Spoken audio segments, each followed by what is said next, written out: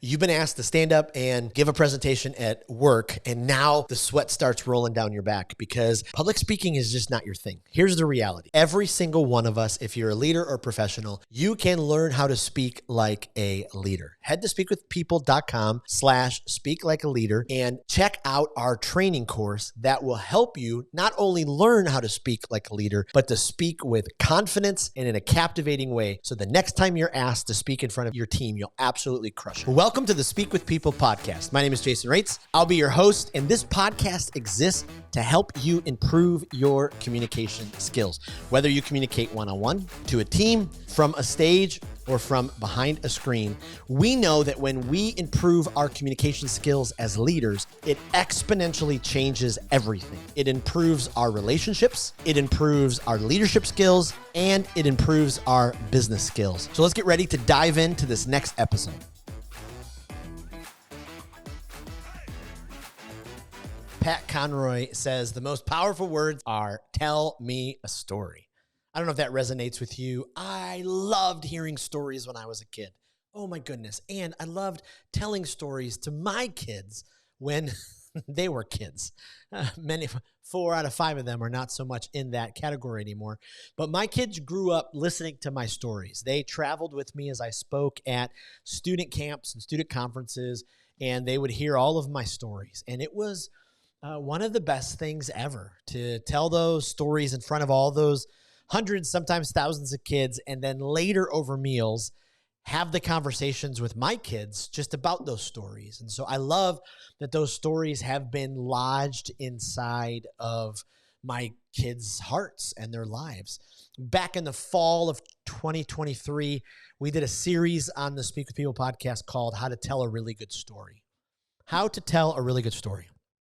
We had just a dynamic list of speakers, authors, communicators during that series. Paul Smith, he wrote Sell with a Story, Lead with a Story. I mean, just amazing books. Matthew Dix, who wrote Storyworthy. We had just an incredible lineup of people. Phil Cook, who's an incredible videographer, video storyteller. But one of the things that stuck out was Matthew Dix, and he was telling us during the interview, telling the podcast audience about how he wished he would have asked his mom more questions and gotten more stories out of her before she passed away. And he was talking about how she passed away and that hard drive is now gone. Like the hard drive that contains all of her stories. And you think about the boomer generation, unless they're super active online, or especially the silent generation before them, there's probably nothing to them online. Then the boomers probably have some.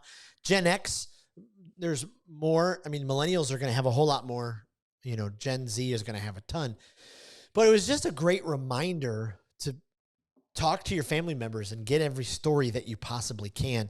And why do I tell you all of that during a Speak Like a Leader series? I mean, we are in this series where we're diving into how we can speak like a leader, whether it's in our workplace, whether it's in our classrooms, whether it's one-on-one to a client, giving a sales presentation for the biggest, sales pitch of our lives, whether it's doing a video like I am now, doing a Zoom training. How can you speak like a leader? Captivate, command the room, speak with conviction, get people to make a decision based on your speaking. Well, you learn how to tell a good story.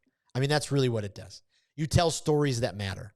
That's so incredibly important. So when Pat Conroy says, tell me a story, yeah, stories are a sense-making device, and they help our brains clarify what is happening. They bring structure. Stories breathe life into people. It's like the concept of healthy communication is oxygen. Stories are oxygen. Yet so often we're convinced ourselves that storytelling is only for certain people. The reality is we're all storytellers. And it's time to unearth in you the storyteller inside of you. So, just as a reminder, I'm gonna dive right to the surface on this one. This is a giant 30,000-foot view because this is step 6 on the pathway. The pathway, again, is a step-by-step process that helps you become the communicator you've always wanted to be able to speak with clarity and effectiveness. And so step 6 is to tell stories that matter. Tell stories that matter.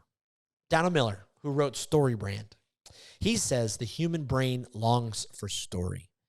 You've probably heard all the benefits. I mean, you at some point, I know that you're thinking, yeah, I get this.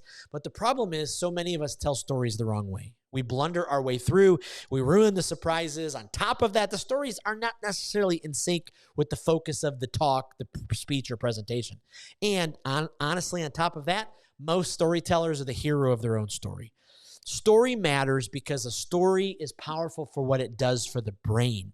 And more importantly, how it works in the brain. I mean, it feeds the brain. This is the powerful thing about stories. Why do you think Hollywood and Netflix and all of this is a gazillion dollar a year industry? Because we crave story. Why is it that I binge watch Yellowstone episode after episode after episode after episode, and then Kevin Costner and Taylor Sheridan broke my heart by fighting, and now there's not going to be a season 6? I mean, come on. Come on, Kevin Costner. Let's get it together. Story is a sense-making device, and the human brain is drawn to clarity, and it's drawn away from confusion. And stories have to be clear. They have to follow a structure. Tamsin Webster said, stories give the brain a roadmap for making sense of information. Making sense of information. I love that. Your brain's constantly trying to figure out, trying to take the new information that it receives, and it's trying to connect it to the information that it already knows. The brain is just always working. It's burning calories. And it does that by trying to turn it into a story or liken it to a story that it already knows. And most of the time, without even you even realizing that it's doing it. It's because storyizing, especially our ready-made stories that are so powerful. They fill in the blanks in your brain that they're already looking for. That's why fill-in-the-blank story structures can be so helpful for stories. Andrei Sedenev said, if you don't use stories, audience members may enjoy your speech, but there's no chance they're going to remember it. Boom! If I could take this mic off, I would do a mic drop. Stories are so important. So let me give you just a few ideas. Obviously, we dive deep into this in the Speak Like a Leader online course that's available for you, speakwithpeople.com/speaklikealeader. But I want to dive into, so you've got some tools right now that you can add stories. One, you got to know the structure of a story. One of the best things you can do is download Donald Miller's brand script. It's his fill-in-the-blank story framework for his story brand approach. If you've never read Story Brand, go buy it now. Go to Amazon, get it. Donald Miller says story helps because it's a sense-making mechanism. Essentially, story formula puts everything in order so the brain doesn't have to work on understanding what's going on. Story structure works is that a story actually organizes information, events, happenings in a specific sense in order that makes sense to the human brain. 30% of the time in your life, you're daydreaming and you're trying to save all of mental energy. And when you binge watch a movie or TV shows, you don't daydream during that time because the show puts the story in order. You don't have to do that. And so without a problem, there's no story. If you start the problem with the story, you're basically saying to the audience, you should listen to me here on and out, and they will. There's always a consistent order to story. Donald Miller lays this out in Story Brand. He says there's a character in every story. A character. That story has a problem. That problem, that character meets a guide, and then that guide gives them a plan, gives them a call to action, helps them avoid failure, or sometimes they walk through it, and then the story ends in some type of success. Those are the 7 steps to Story Brand. I just flew by them right there. But you can go to Story Brand, get all of that information. The second step to this idea of telling better stories is that you need to know the framework of a great story. A good story always works. It captivates the brain like nothing else. Studies prove this. That's why people around the world spend $39 billion going to the movies. But stories do more than entertain. If you want people to understand and identify with a complicated concept, tell a story about it. This creates a clicking experience in a person's brain, allowing them to suddenly understand what someone is trying to communicate. So if you can't tell a story, you're in trouble. If you can tell a story, you'll create a stronger, faster connection with your audience. Jeremy Conwell-Waite, he boiled down some advice that he got into 6 questions if you want to become a better storyteller. Is this a story only you can tell? How can you surprise your audience? What important truth do most people disagree with you on? What big problem are you solving? What knowledge are you giving your audience as a gift? And why should your audience do what you ask? This is, it's so important. So important.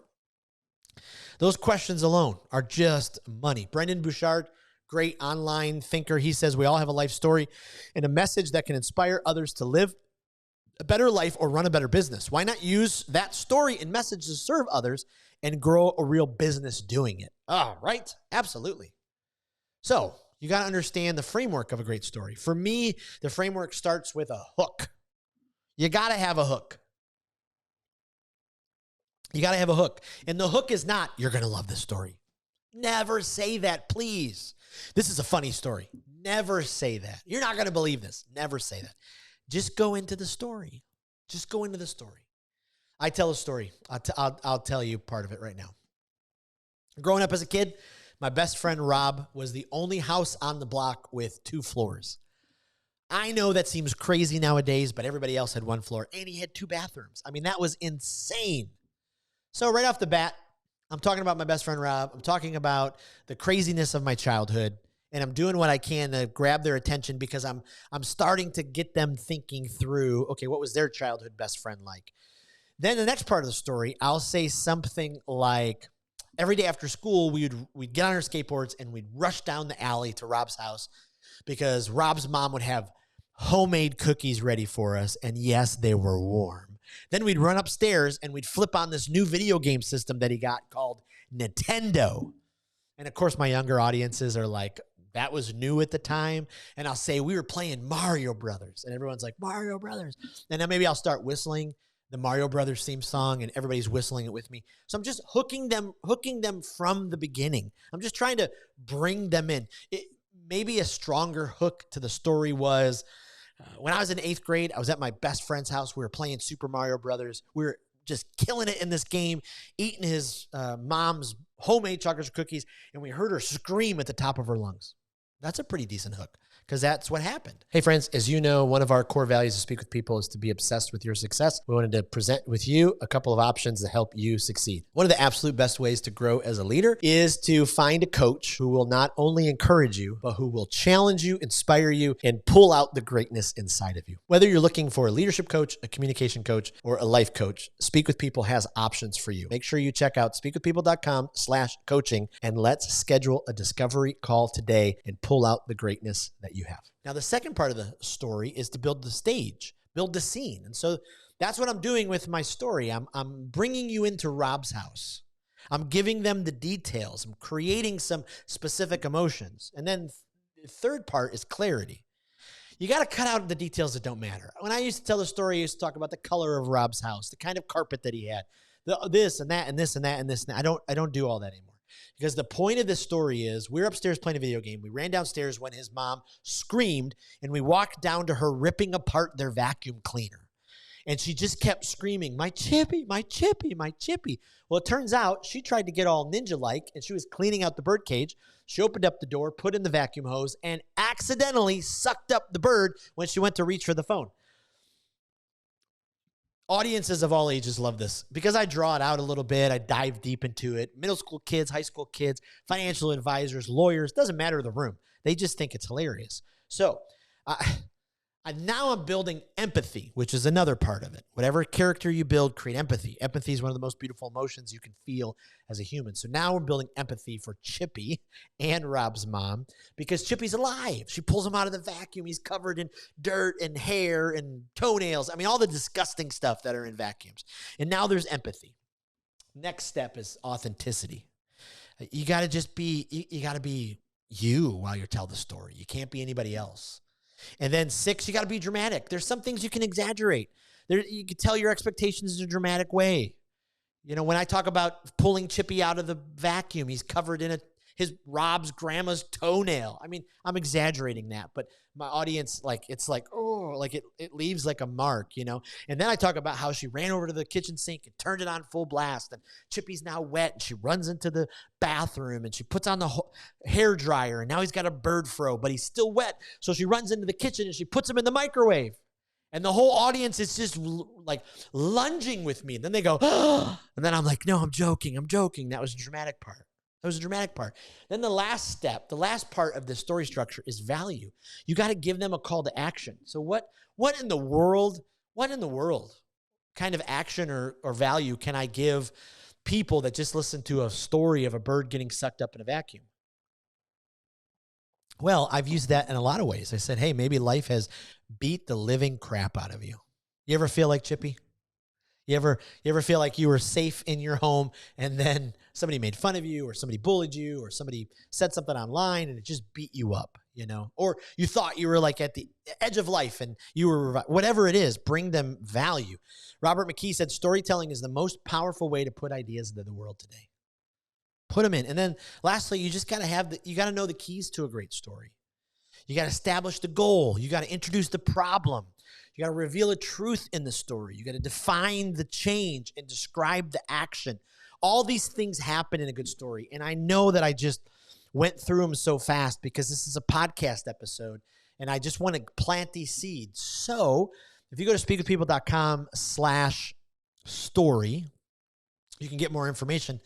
And we actually have a free download there for you as well. And then if you get the course, again, selfish plug, sorry, speakwithpeople.com/speaklikealeader, we have all these worksheets, the storytelling worksheet. We put it in a way that you're able to kind of do that. And we're going to help you mine your mind. That's what I want to say. Mine your mind for stories, because I go speak at events and everybody, some people come up to me afterwards and said, I don't have any stories like you. I don't have a friend who sucked up the bird in the vacuum. I've never driven off with the gas hose attached. I've never, had a house burned down. Yes, I have all of those stories, but so do you. Yours may not be as dramatic. You may not be able to tell them as well as I can tell them, but I promise you have stories. And so you need to be able to tell a really good story, because when you do, you'll connect with people in a way that you've never connected with them before. Bo Eason says the single most important skill you must have to lead is the ability to tell your own story. You got to be able to tell your story. You got to be able to tell other stories because it's so important. That's step 6 on the pathway. Step 6, so valuable. Learn how to tell a really good story. Step 7 is to partner with laughter. Now you've got to partner with laughter. Laughter is so incredibly important. And this one is, I love what Judy Carter says. She says, funny people aren't funny because funny things happen to us. We're funny because we take the tragedy that happens to us and turn it into a comedy. If you want to be funny, then look at your life and just find the humor in it. Mary Hirsch says, humor is a rubber sword. It allows you to make a point without drawing blood. I guarantee you, because I help people laugh, and that's what I do. I help people laugh. I don't make people laugh. I help them laugh. People trust me. It's insane the amount of trust that people will give me that they don't even know me as a public speaker, but because we laugh together. Oscar Wilde said, if you want to tell people the truth, make them laugh. Otherwise, they'll kill you. It's just so incredibly true. Life is hard, right? Life sucks at times. There's these incredibly hard moments. There's stuff happening to us all the time. We don't know what's going on. And what people do to protect themselves is they build up this wall in their inner world, right? We talked about the inner world way back in step 1. They build up this wall. They build it up. They build it up. They build it up. They build it up. They build it up. The reality is that you as a communicator, you can help them tear that wall down, because that wall built up inside of them is probably keeping them from really experiencing the life that they were meant to live. It's really preventing them from experiencing joy, from experiencing the fullness of joy. And so when you help people laugh, it just chips at that wall, chips at that wall, chips at that wall, chips at that wall. And then all of a sudden, that laughter opens up the door to listening. People are going to lean in, and And those of you who are just listening, if you're watching the YouTube, you know that I actually leaned in. They're going to lean in. And when they lean in, they're going to learn something. They really are, because now you got their attention. And when they learn something, they're going to make a decision that's going to change their lives. And that's why humor is so important.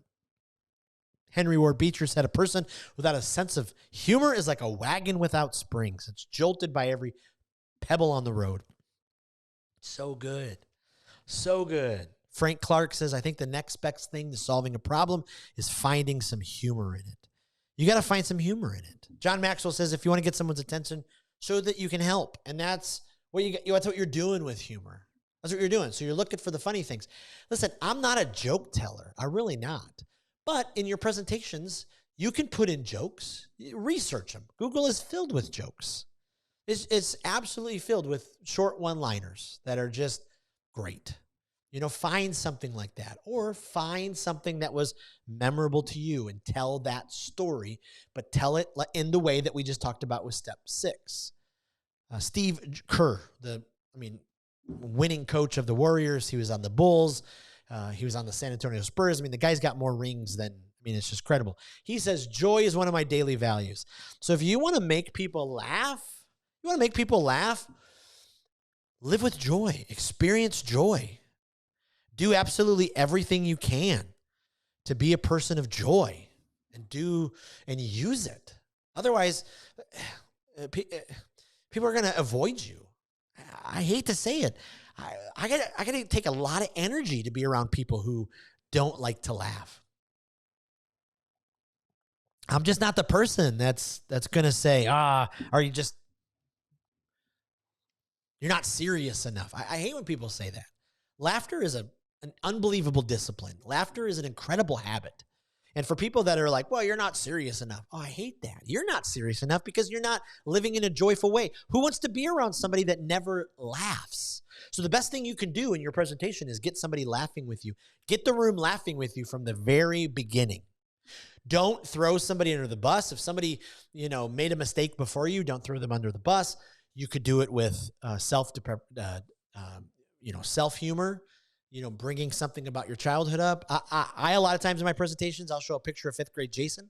5th grade Jason is awesome. He's got so much swagger. He's got big old glasses. People laugh. We're laughing with each other on that one. But you can use laughter that way. You can laugh at a situation.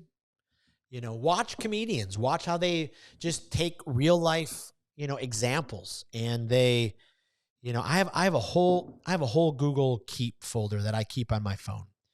I have a whole Google Keep folder. So I have one that says reels to film, Twitter quotes, articles to write, YouTube 5-minute videos, podcast tips. But I'm in the wrong Google Keep. So let me switch that over to my personal one.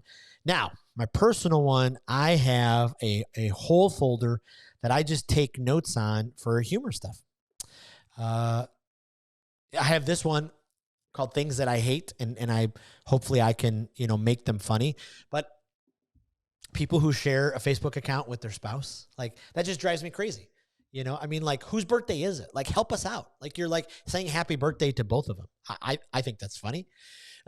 Things that I hate. Why are there no mats underneath every urinal in every men's bathroom? This is disgusting under there. You would think we would be able to aim. I think that's funny. My family, I hate it, but I think it's funny that every single family member, when they get out of the car, they have to slam the door. I'm like, why are we slamming the door, people? There are, this door did absolutely nothing to you. It just did nothing to you. So I got all these different things, in my phone that I could use as examples. So find those examples. Find the everyday real life examples that you can use. Okay, friends, we got 1 week left in this series. 1 week left. If you missed any of the weeks, go back, speakwithpeople.com/podcast. You can listen on Apple. You can listen on Spotify, our iHeartRadio. They're on every platform you can get, but I would be honored if you would not just listen, but if you would send this to somebody that you know, because I bet you're probably thinking of a leader that some of these talks could help speak like a leader. And make sure you go check out speakwithpeople.com/speaklikealeader. Again, there's the free public speaking checklist on there. Make sure you're looking at the course, because I really do believe that if you really want to level up your speaking and your presentations to a place where people are noticing you, they're leaning in, they're buying what you're selling, you got to speak like a leader. And so my hope is the course is helpful for you.